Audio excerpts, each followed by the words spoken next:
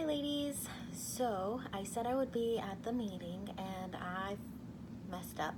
So you'll have to accept my sad sorry apology in the form of a video. So I am talking about the Sting Fling Mother's Tent.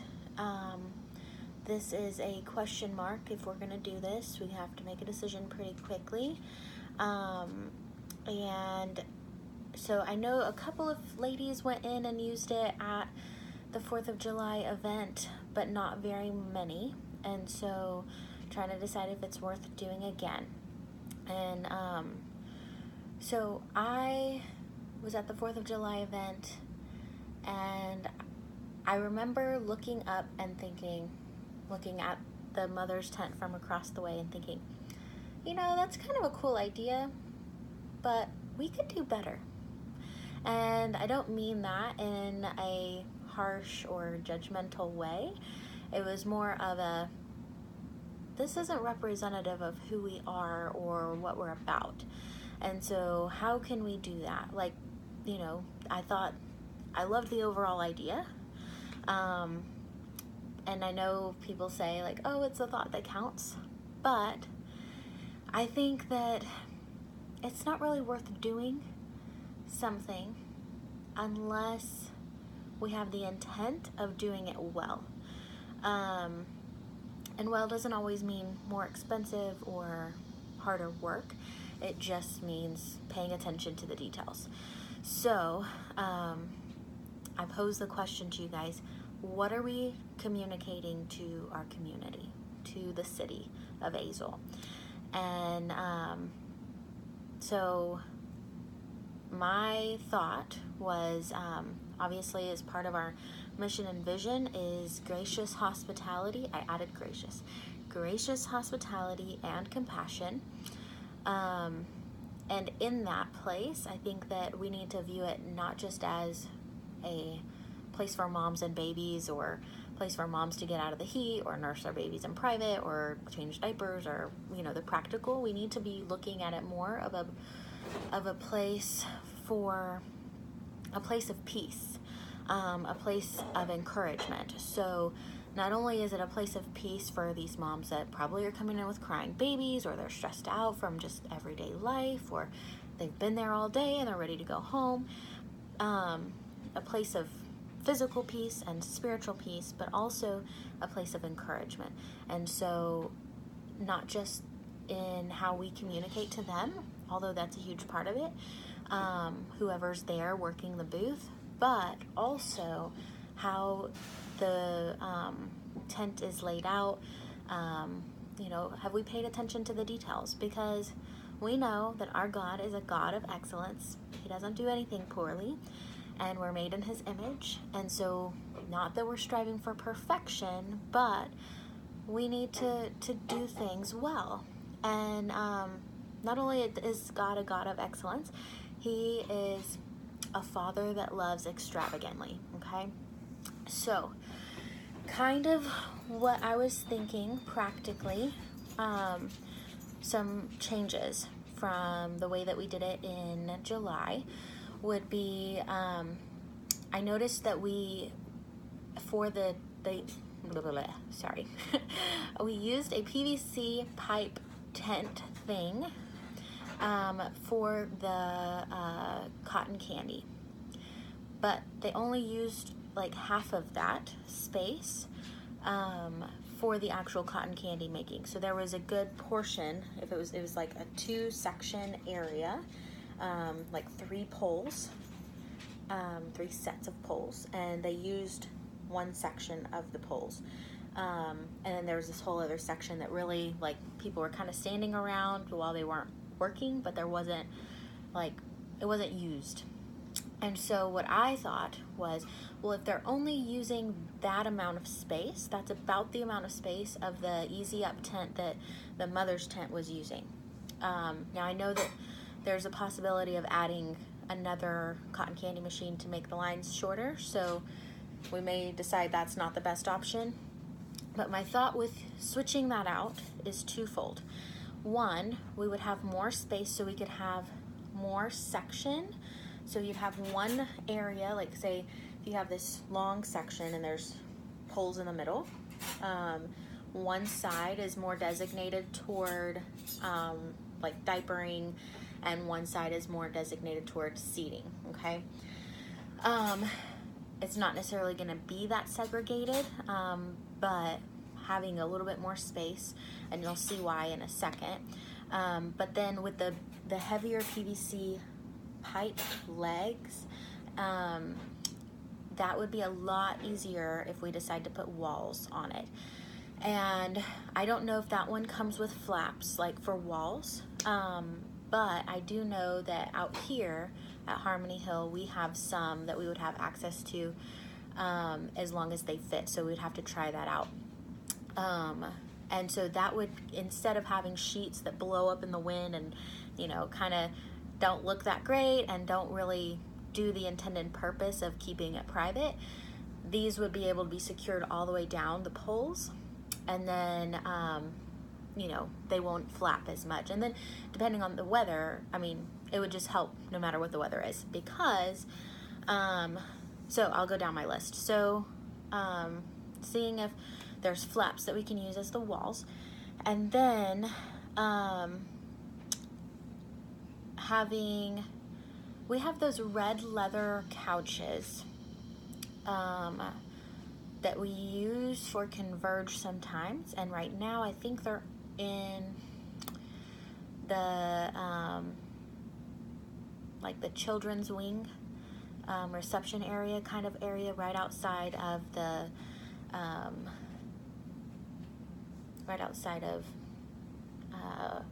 room that Mark Thomas's Bible study is in. I'm not sure what y'all call that room. The additional room to the like fellowship hall. Okay. So we have those red leather couches, which is just a touch of comfort, which goes back to that hospitality. And it's a good place to sit and nurse, or calm a baby. I know we had a rocker in there before, so that would be great. And then I don't know that we need to invest in another one unless the children's ministry or like the nursery, because we have a baby boom happening. If we need a second one, then it may be worth looking for a cheaper, you know, one that we could use for this event and then also for the nursery. And then some more ways of making it more attention to detail, compassionate, and hospitable is let's have a small ice chest that has some water bottles, not even necessarily the big ones, like those little ones, right? Because it's gonna be hot, people are outside, and if someone needs to feed their baby, let's say they, if they're a nursing mom, they need a lot of water to make milk. If they're not nursing, they're probably bottle feeding, so they're gonna need water for their formula. And it's just a nice touch. Here, have a drink. When you invite somebody to your home, you always offer them a drink, right?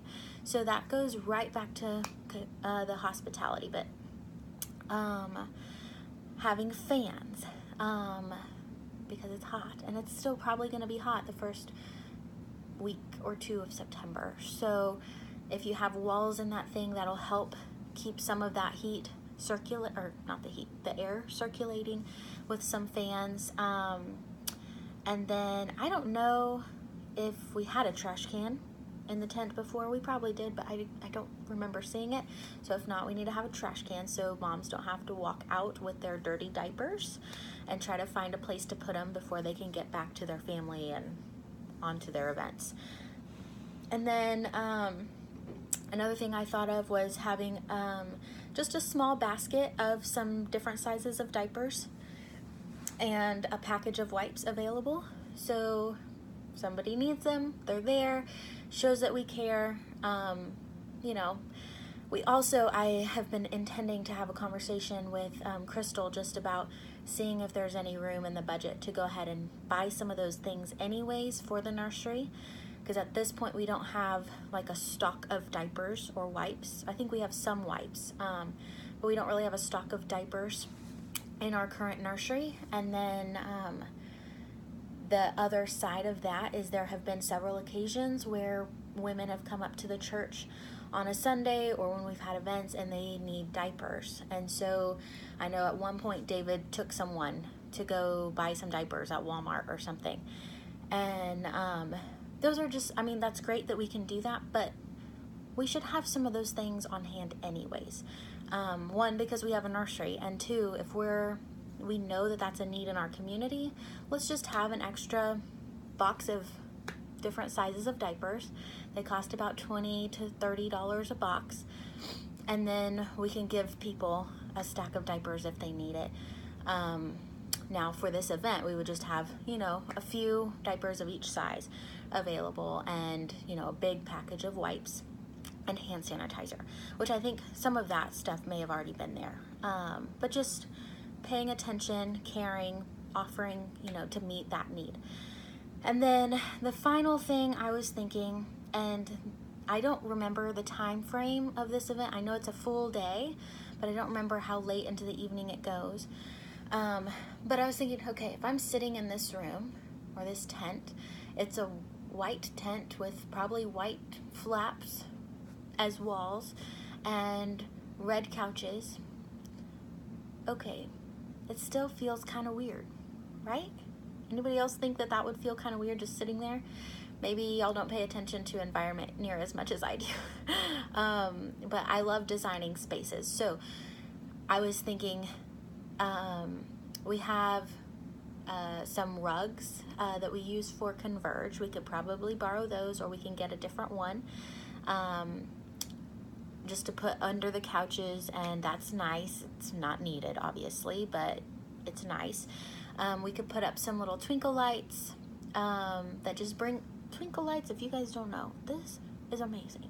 They bring such a sense of peace. So that would help encourage the atmosphere of peace, of relaxing, and then just some little touches. So and I don't know what those specifically need to be, but just as we're there, like, let's decorate a little bit, right?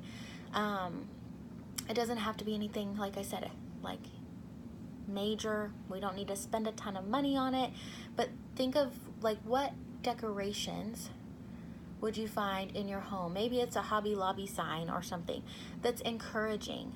We want to be encouraging. We want to lift people's heads at this event and meet them where they're at. And so in addition to us being there to have those conversations and to bless them and to pray with them if needed, we're also physically trying to communicate that through our environment that we're bringing them in, right?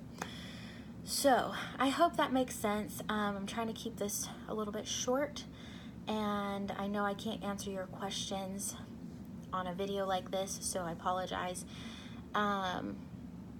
But yeah, so let me just recap a little bit, kind of reframing this whole thing as if we decide to do it. It's not just a place for moms and babies to come and take care of business. It's a place of peace and encouragement to meet people where they're at, to extend hospitality and compassion, and that if we do it, we have to remember what we're trying to communicate to our city. And so I'm excited. At this point, I don't know if I'll be able to be at the entire event. We will probably try and make an appearance.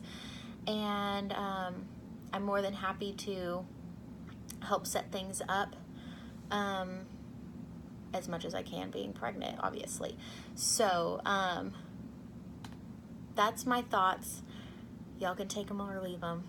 I hope this was encouraging, and I hope that this gives you some more ideas that will help you to decide if you want to go ahead and continue doing a mother's tent or change it. That's that. All right, be blessed.